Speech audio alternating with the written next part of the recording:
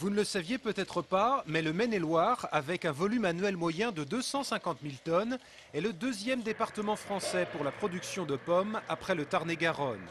Pour ce cru 2009, la quantité devrait de nouveau être au rendez-vous, les conditions climatiques ayant été très favorables.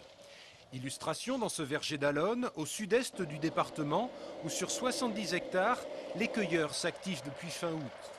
En général, bon, on fait appel à la NPE, puis on a des habitués de plus en plus, hein, parce que je pense que par rapport à certaines années, le marché de l'emploi est un peu plus tendu, donc on a de plus en plus d'habitués qui reviennent d'année en année, quoi. Au total, vous employez combien de cueilleurs, vous? Donc à cette période, on a environ 140 personnes. Cette année, en effet, les producteurs ont semble-t-il eu moins de difficultés à recruter de nouveaux cueilleurs. Le verger peut également compter sur des fidèles qui, comme Marité, viennent depuis plusieurs années sur cette exploitation arboricole.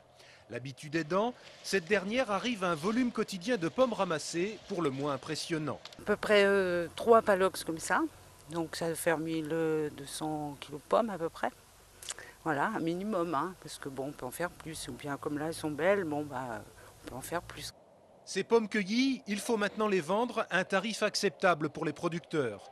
Et c'est là que le bas blesse, puisque pour l'instant, les fruits quittent les exploitations avec un manque à gagner d'environ 15 centimes d'euros du kilo. On ne va pas pouvoir tenir très longtemps. On a besoin de beaucoup de trésorerie, c'est vrai en ce moment pour la cueillette des pommes, qui est quand même le temps fort dans nos entreprises. Donc c'est une véritable inquiétude. Et puis on espère surtout que les cours remontent.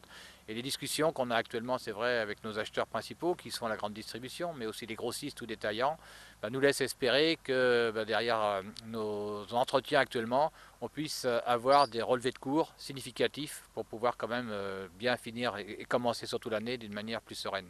La semaine prochaine, l'angevin Bruno Dupont, en tant que président national des producteurs de fruits, évoquera d'ailleurs ses préoccupations à l'occasion d'une rencontre prévue au ministère de l'Agriculture.